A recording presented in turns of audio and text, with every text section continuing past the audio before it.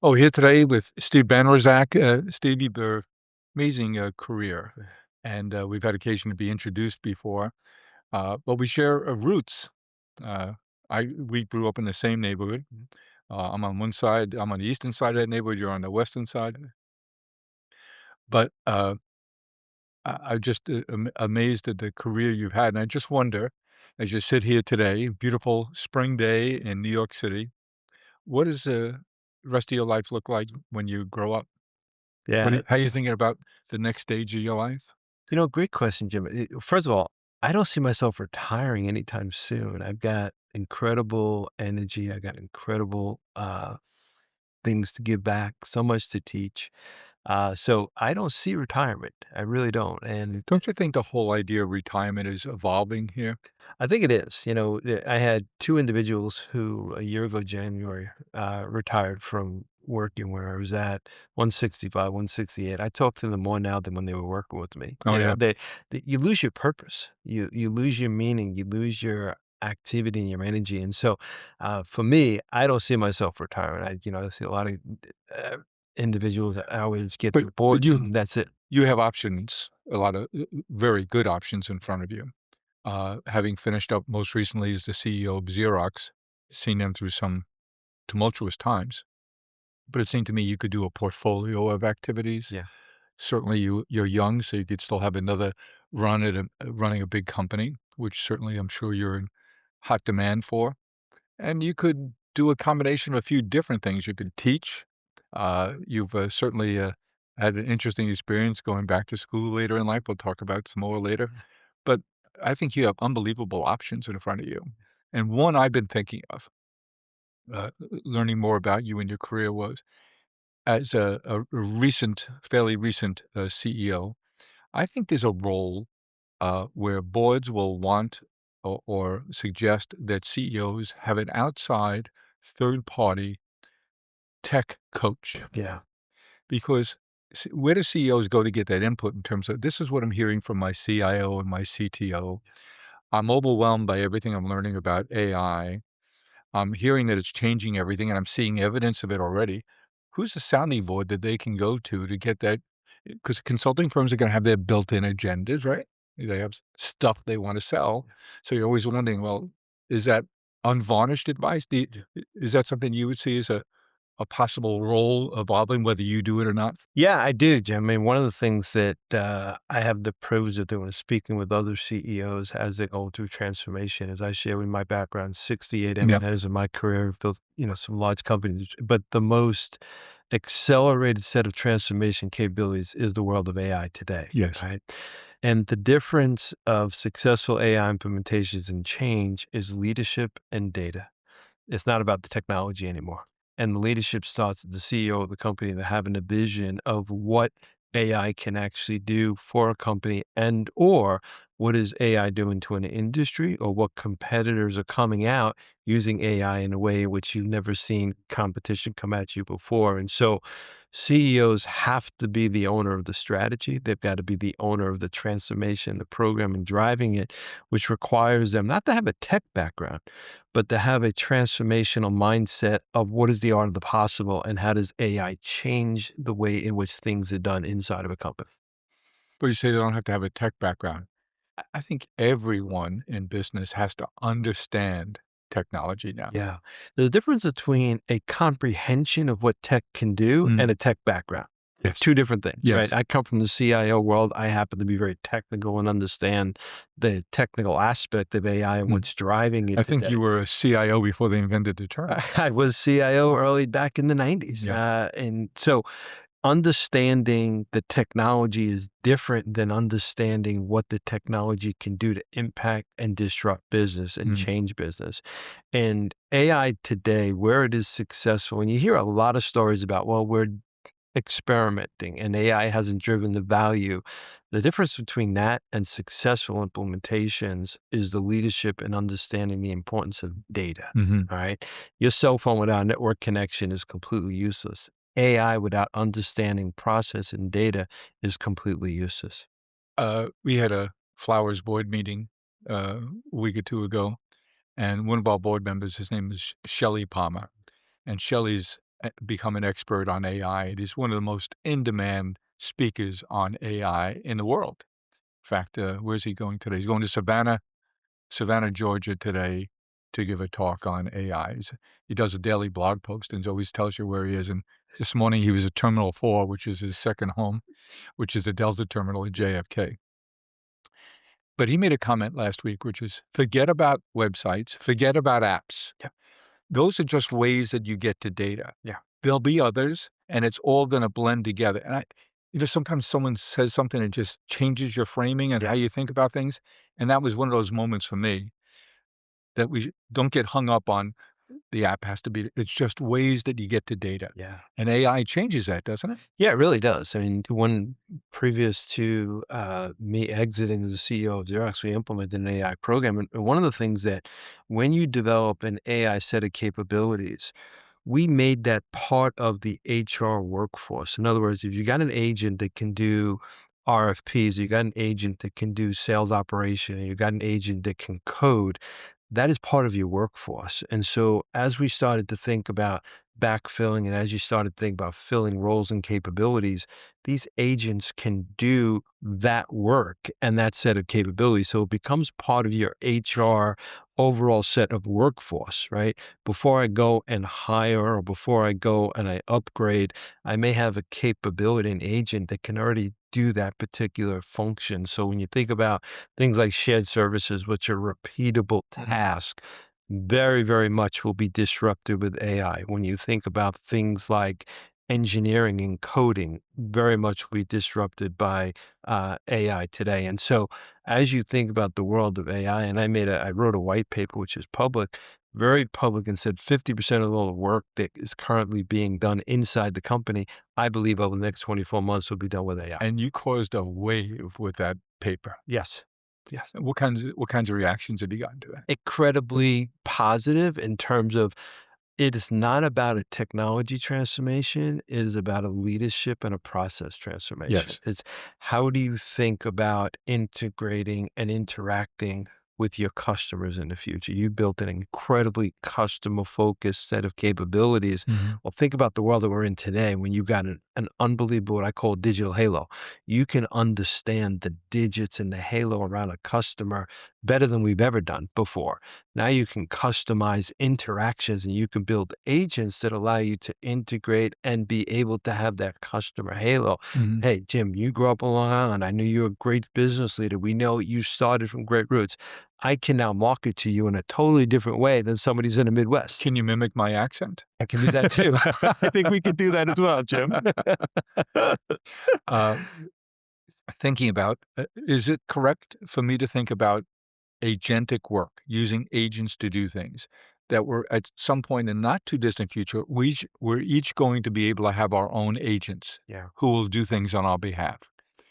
As a business operator, will the folks at 1-800-Flowers have to think about having an wholesale agent that knows how to speak and be attractive, interact with your personal agent? Yeah, I think there will be two sets of agents. One, driving productivity. So Yes. your teams today have a tremendous amount of preparation, things they do on a regular basis. Closing out the month, closing out the quarter. Agents will help them a lot in that space, Yeah. in there.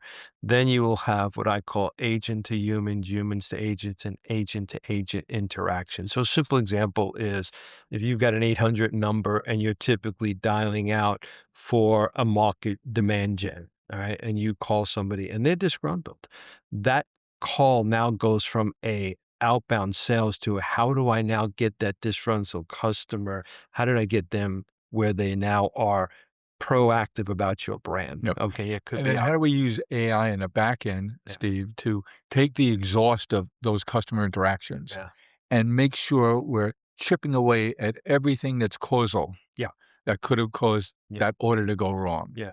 I think it's two things. One is, let's go back to the businesses that you've built and I've built. we typically would look at an end of the month report that says, hey, we were 50% successful. We Yep. got 50% hang up. Average call time was Y. And at the end of the month, we'd react to it. All right. Yes. What you see today is what I call real time metadata, meaning that as those transactions are happening, you're getting real time data in the background. All right. And so what I now see, instead of going at the end of the month, you now go at the end of the day. Yeah. What is happening today at the end of the day? Is it a pricing issue? Is it a marketing issue? Is it a color issue? Is it whatever it may be? Do I got disgruntled employees? Am I not getting to customers because I got the wrong contact information, right? Am I calling clients Or how do we say, okay, you gave me the address these flowers are going to, but it's already looked into my database and that's not a real that's address. not a There's a real mistake address? here. So Exactly. let me address it while you're interacting still. Exactly, no question. And you're seeing now agents real time while you're seeing either a video call or a phone call. They're giving your real live agents input and insight. Yep. All right. Hey, they gave you an address, but it's not the right address. Maybe they gave you an old address Before before you're done. make it and get it fixed up. So Mm. that's where I see the human to agent interaction. But the real so what of that is the real time ability to be able to react to those things in real time is a game changer, Mm. right? You and I both know the best time for somebody to close a sale is when somebody wants to sell, not a Mhm. week later, not a month later, not an hour later, Yeah. but right When they then have and the there intent. when they have the intent, right? And so when you've got that emotional buy-in to I am ready to buy, but I Mm. don't have the right inventory, I don't have the right color. What is it that I can do right then and there to get that sale Yep. closed? Yep. When you're running a big company like Xerox, it's not just knowing the technology. Yeah.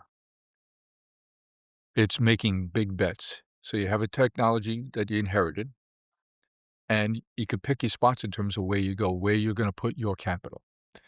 In your case, if I have this wrong, please correct me, but you were capital constrained because of a activist situation Yeah. you were involved in. Without capital constraints, what might you have done differently, decision-wise, at Xerox? Would have invested a lot more aggressively in diversifying the revenue stream.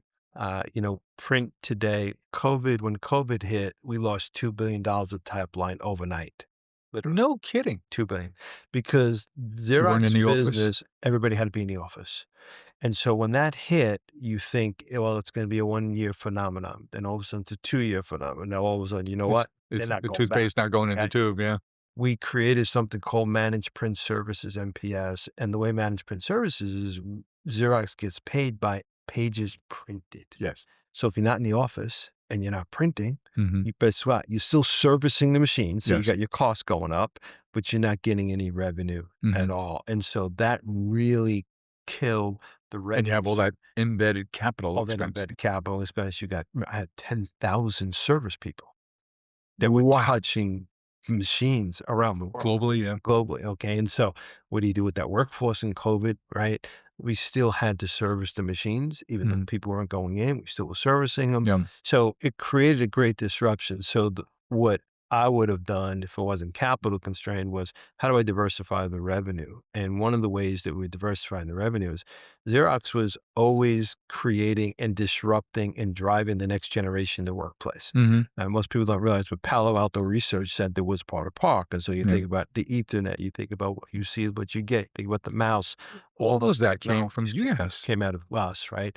And so we've always been driving the next generation of the workplace. Mhm. And so one of the things that we had to do and over the last 3 years we're trying to do was to diversify what are the revenue streams that our consumers would accept from Xerox, right? I wasn't going to go out and do milkshakes, Yeah. but I can go out and do things in Brand the office, appropriate. brand appropriate. All right. And one of the things was how do you unlock value out of data? Mm. When you print something or you scan something, if that's all you're doing is printing and scanning, you're missing half the value. Yeah. If I scan a resume or I scan a contract or I scan an invoice, I want to be able to take that and Get put it into smarter. get smarter and then put it into a workflow, right? Mm. I scan an invoice or I print an invoice. I want to put it into a workflow where it automatically gets paid and nobody touches it, right? Sure. So I would have invested a lot more in diversity of So different revenue streams.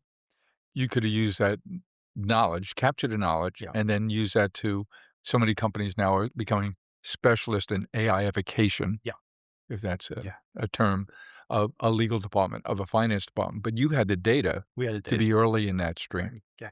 And that was the key, right? If you think about hospitals today, Yeah. one of the big challenges in around accurate billing. Yes. The insurance companies have gotten incredibly good at pushing back on the submissions from Well, hospitals. behaviorally, they had the economic incentive They to have get the good at economic it. incentive, okay? And so you've got to be able to make sure that whatever you're sending through from an insurance claim, when you're sending back for whatever the claim is, it's coded properly, it has all the specific details. By the way, doctors don't have the time to be able to code these things properly, right? So there's a process and a data issue Mhm. in there. And so that is a perfect world for AI. However, it needs the data. Right. And where do you get the data from? You get it from notepads, you get it from print files, you get it from, there's a lot of different ways to get that data. And that's what Xerox has always been incredibly good at.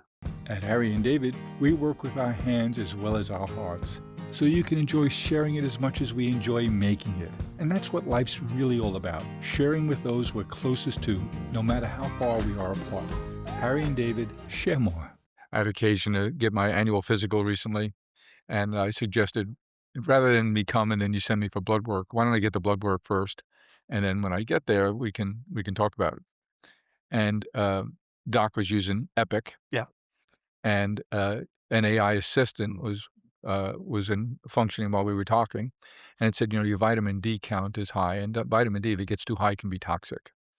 So it prompted him to ask me about my supplements, Yeah. and I was taking a multivitamin and a vitamin D supplement, and I forget what the quantity was, but so he said, "Go ahead, eh, verbally interact with the AI assistant."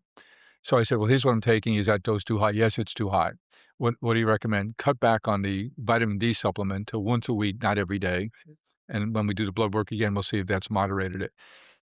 And I said to him, this doc's been my doc for 35, 40 years. I said, "Did you ever think we'd be sitting here, you and I, talking to, an agent, through your, PC here in the examining room?" He goes, "I Never I thought. don't I don't even think about it anymore. I've already been doing it for a month." Yeah. Yeah. No, it's true. I use the term when I talk to other CEOs. Once you see it, you can't unsee it. Yes. Right. Once you see how this works, and your example of your doctor, think about assistant in anything. I am a trade worker doing the first time that I'm doing a plumbing Mhm. job at a site that I've never done before. Yeah. I've never seen this type of environment, right? There is so much knowledge out there and so much information that But we can now you can enhance. capture that. Now you can capture it and you can enhance it based on the scenario. The internet used to be go search for things, Yes. right? Go now, what the AI does is it brings not only data, but it brings the content and the context of the Yes. data to that specific situation, which is a game changer. Everyone says, "Are we in a boom?" Yeah. I can't imagine we are. Look, we had an internet boom, and we went through that ourselves, but think of all the things that came about. Not everyone went away. Yeah. A few people have done pretty good. Certainly, Google weathered it, Apple weathered it, your company, where do you think we are in a capital spend? Because you can spend yourself silly. Yeah. I think it's early cycle. I think you're going to see early hype. We saw it with the cloud technology. We saw it with apps and mobile technology. I think we're early cycle and I think we're in the hype, right? A lot of VC money is going into a lot of startups. Not all of them are going to survive. There's going to be a lot of consolidation. There'll But there's be, gonna be winners. there'll be winners and there will be losers through this Mhm. thing, right? The Misappropriated capital. Yeah, misappropriated capital, but more importantly, it's the adoption. What we're seeing today is you're seeing a lot of AI thought in generating an app that people believe are absolutely going to be the winners that may or may not ever get implemented. Mhm. Okay. The other thing is there's so many parallel things happening at once, right? You can find 50 people that are trying to do something in the world of oncology or doing the world of service or whatever. Not all of them are going to win. Right. And I think you will see Yeah. some consolidation. I think you will see a lot of the big money, right? You take a look at some of the big SaaS players that are Yes. out there today. They're All of not whom so just had their valuations cut in yeah. half. And the reason being is just because the growth, right? Everybody's worried about their growth, that They'll AI, cash flow beautifully. the cash flow beautiful, but they're not they're multiple, not based on cash flow, it's based on growth. All Yes. right. And so now what the street is saying is, look, in the world of AI, we're going to slow down your growth. Yes. Okay. Because as CIO, what do? I build and put more on a SaaS platform. Do I do more AI? Do I balance my split? Yep. Do I balance my spend? And so what you're going to Do I see, invest in Codex so I can rewrite all my right, you got it. All right. And so what I think what's going to happen, I think a lot of these startups, a lot of these valuations are going to get consolidated. I Yep. really do. All right. Ultimately, and you and I think This is really disruptive. is really disruptive. But you and I both know the fundamentals of cash flow and profit takes on and it has reality somewhere down the road. Yep. All right.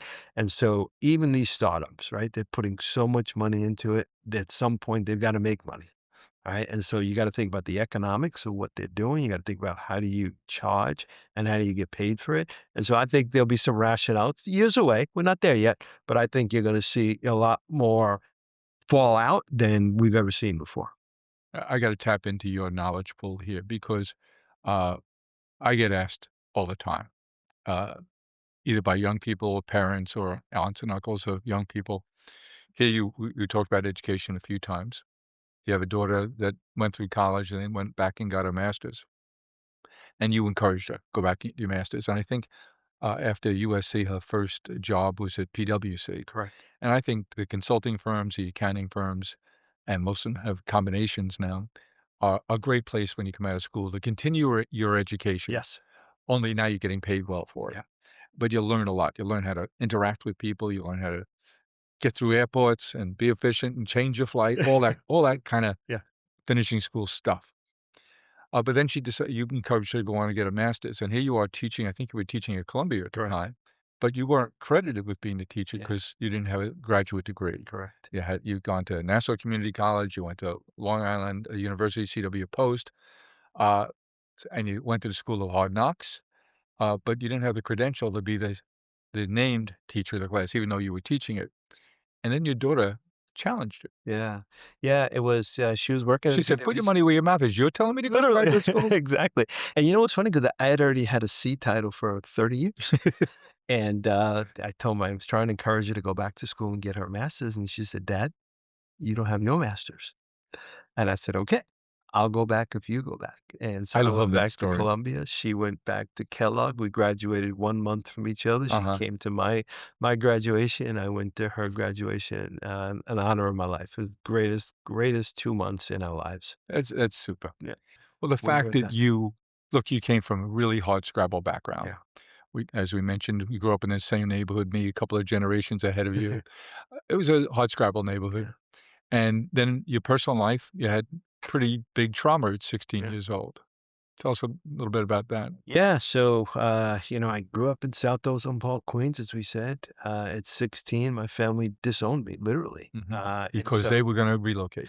my dad worked for Pan American Airlines, in here in JFK. I'm aging myself because Pan American doesn't exist, but he moved out to LAX. The family moved out. And by the way, it wasn't JFK It then. was JFK, exactly. And, it was I wasn't gonna go. Mm, And I literally got a paper bag, put as much as I can in the paper bag, walked out. My family probably thought he was gonna take a walk down the block and come back, and that was it. mm. And being an Italian, Italian on both sides. Catholic family on both sides, even though my last name is Polish, my dad was Italian on both sides, my mom was Italian on both sides. Italian Catholics, just like Irish Catholics, right? And, South Oz Bog's a Italian get-up. Italian, exactly. And when you basically go against your family at times. They disown you, Yeah. literally. And so literally, I probably saw my mom and dad 5 times between when I left the house and when they passed just after Amazing. COVID. It's a cultural thing.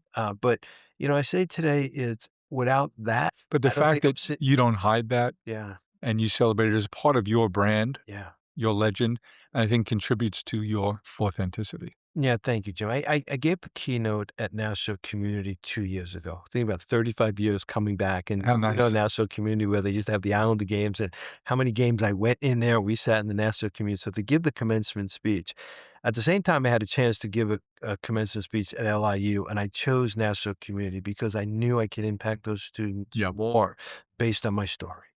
If I can get there, anybody can get there. You got Mm. single moms, you got Yep. families that are come from very, very low income, tough, challenging incomes. But I wanted to encourage those students. it does not matter where you start. Yeah. Don't let I anybody bet you could hear define a pin drop in that huge and room. you know what, Jim? I had tears in my eyes walking off, the amount of people that came up to me and the amount of people who sent me notes. Yeah. "Steve, I came from Jamaica, ba, ba, ba. Yeah. I came from blah, blah, blah. I'm a single mom. I'm gonna keep going." And It's the impact, inspiring, isn't it? it's inspiring. But, and the reason why I tell it is because I always tell people, don't let anybody define you. Mhm. You don't like life, it's a mirror, change it. But you're in a world in your career where you're around people who grew up in very privileged Yeah. circumstances, got to go to the best schools, have the best, alphabets after their name, and your difference was, "I am who I am. Yeah. I'm gonna embrace it. I'm gonna go toe to toe with you, but I'm not gonna try and make believe I'm something I'm not." Yeah, you got it, Jim. And then, look, you and I both know we come across people who are not authentic. All right. And people can see through that, especially as a leader. Mhm. Right. And when you're leading people, they want you to look them in the eye. They want you to care about them. Right. Okay. Mhm. So many people that I've stopped when I first got the CEO role at Xerox, I went and I visited every facility. I was doing town halls. I was shaking hands. Was that your path? Were you looking t to do that? You were No, the COO, no, which is a very different job. yeah, I was president COO, and the gentleman who was CEO got cancer, and I spent 14 months with him, John Byzantine, God bless his soul. He passed on June 28th in 2022. When John passed, my original thought was, I do not want the CEO role. I don't want it this way Yep. in any way, shape, or form. The board encouraged me. I took the job, and actually, John's wife, MJ, encouraged me to take. The night he passed, she called me a half hour later, and she said, "John loved you." And it was just, when you battle with somebody through that for 14 months Mhm. to end that way, and his wife calling you a half hour after he passes and say, "John loves you," is a moment I'll never forget. But I had to go in the next day. And, as a public company right now, all of a sudden you're interim CEO, you got to make the announcement, you got Yep. shareholders. I mean, it is an A incredible, lot of stakeholders a there. lot of stakeholders, but the navigation of that, the honoring of the family who may or may not have been notified, and now you got to make public Yep. statements, very, very difficult. But I did not want it because I did not want it that way. Mhm. And then my wife said to me, she said, "Steve, you have to honor him and you've got to continue this journey. You got people to save and lives to save." And it changed me. My wife, 47 years, my childhood sweetheart, my North Star. And so she was encouraging me, go do this. We all know people that had a teenage sweetheart, a young in life, relationship, and some like yours survived all that Yeah. time. Is that a gift? I think it's a gift. And I also think is people recognizing the gift that you have. A lot of people give up early. Yeah. A lot of It's easy to give up. It's easy to give up, right? Whether it's a job, whether it's school, whether it's a marriage or to relationships, you know, Were there any divorces in your family when you were a kid? there were divorces in You my know what? 'Cause family. Yeah, I there were my divorces. parents' generation were very, very few Yeah, divorces. Again, that's a generation ahead. yeah, But, uh, I think us boomers yeah, is the first generation that embraced divorce yeah, and, in large numbers and moved away from home, yeah, yeah. didn't have multiple family generations in the same house or neighborhood. No, so true. And I think, look, and this is a kind of a me generation in a world of everything's greener on the other side of the reality is it's not always greener. Mhm. Okay. You have an incredible individual. I wake up to my best friend every day. My wife, and I don't know your background, Jim, but I'm sure your wife, they keep us straight and narrow every now and then. When our heads get too big, and they can get big when we're down and doing certain things, we're around certain people like, no, no, no, no. Alright, put out the garbage. Put out the garbage, okay? Alright, great commencement speech. Put Okay, out the garbage. okay, you may be the boss in that office, but you're back home, and Oh, you don't ever hear, "I don't work for you." I don't work. Yeah, even Don't worse. leave me notes. I remember when I first got the CEO role, and we had been going down to Greenwich Beach all the time and walking there. And probably 5 years, we walked by the same person. He says, "Good morning, good morning, good morning. How you doing? Good afternoon, blah blah." And when I got the CEO role, there's an article in a Connecticut paper from clamor to CEO. It was Mm, about my background, how I yeah. got clammed on Long Island. And I walk up and the guy was, this is you. This is you. And I said, yeah, it's, I just got promoted. Thing. He said, will you sign it? I said, sure. What do I do? I need to sign it. And I walk away and I couldn't go 10 feet. And my wife just bumps me in the back of the head. She said, don't you ever forget where you came from. Don't get a big head. And her thing was, you're the same person. Yeah. We're the same walk that we've always done. We got the same sneakers. We're the same, gonna go down, get a cup of coffee. And they keep you grounded and they keep it real. Okay. Because at some point, these jobs go away, these titles go away, and the only thing you got is your family. Yeah. That's for sure, and that's the case for those of us who are lucky, Yeah. Yeah. But because it it's gets lucky. lonely, It gets lonely. But you know what? It is especially uh, in a big outfit like especially you've if it, run. yeah. But look, The it fact that doesn't define your you. old boss, Yeah. his wife would call you after 14 months of going through his health disaster and say that to you, that's not typical in business, never mind big time corporate Yeah. America. Yeah. No, look, I think and John was a great leader as well. When you sat with John, you knew he cared about you. How many people report to you and you don't know, do they have a wife? Do they have children? What's going on in the household? You got to be sensitive and understanding who is working in your workforce. Okay. You see somebody leave at 5 o'clock every day, it's 5 o'clock every day, 5 o'clock. Well, if you don't know that's an individual who's got a mom in hospice and you can only see him between 5 and 6, You gotta know the background. you got to know the background. You got to understand it. Okay. Mm. Single moms, single dads, whatever it may be. All right. You've lived around the world, you've worked around the world, you had an office in Beijing for a while. I know you were trying to learn Mandarin and realized that was, not gonna happen.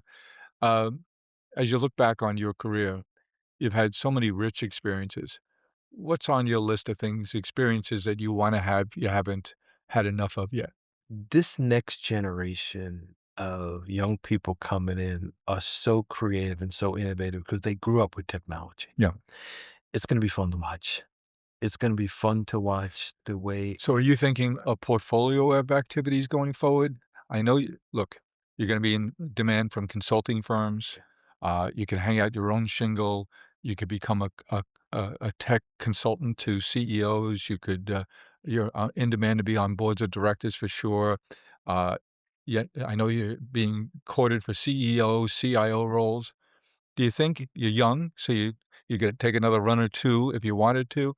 Are you trying to say, look at my options now? How are you looking at your optionality on the table in front of you? Yeah, I think I've always enjoyed driving large transformational changes, whether it was at Hewlett Packard, Lenovo, DHL, Yep. Xerox. I enjoy driving large change, hard change, things that when people look at it like, this is really, really hard.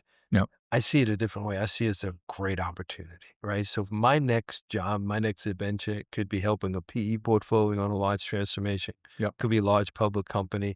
But what I We're enjoy, seeing PE firms yeah, now invest in AI consulting firms yeah, to go because 'cause they're all having a hard time harvesting the gains in their existing portfolios yeah, because the markets aren't receptive. So they said the next best thing we can do is invest in capabilities to further, uh improve their operating incomes. yeah. And so you've seen just today a couple of announcements of new joint ventures being formed by big platforms working with PE portfolios. I'm sure Yeah. there's a lot of knocks on your door to do that. Yeah, look, I think the every single private equity company today is trying to drive more value out of their portfolio. Yes. That's the reality, right? And that goes through a lot of the You had things that Jeff I've done. Bezos announce he's going to raise $100 billion among some sovereigns to buy companies and industries that he knows his knowledge of AI, process, logistics, robot automation Yeah, can drive real value in yeah. those portfolios. So And that's kind of change what is here. changes here. And that's kind of where I'm at, right? Yeah. I see the world when I look at a company and I look at an enterprise, I see it through the world of opportunity. What does a operational excellent finance team look like? Mhm. What does a supply chain team look like? What does IT look like? You can see it through a different lens by function, by process, order to cash. What causes cash delays? Mhm. It's usually in the upfront process. Okay. You have the wrong address, or you have the wrong, whatever it may be. You sent Yep. the wrong thing, you got to miss whatever it may be. You sold something you don't really have. So something you don't really have, right? A lot of the cash problems start up front, Mhm. all right? Procure to pay, hire to retire, the whole hiring process, the whole talent management. The world is changing.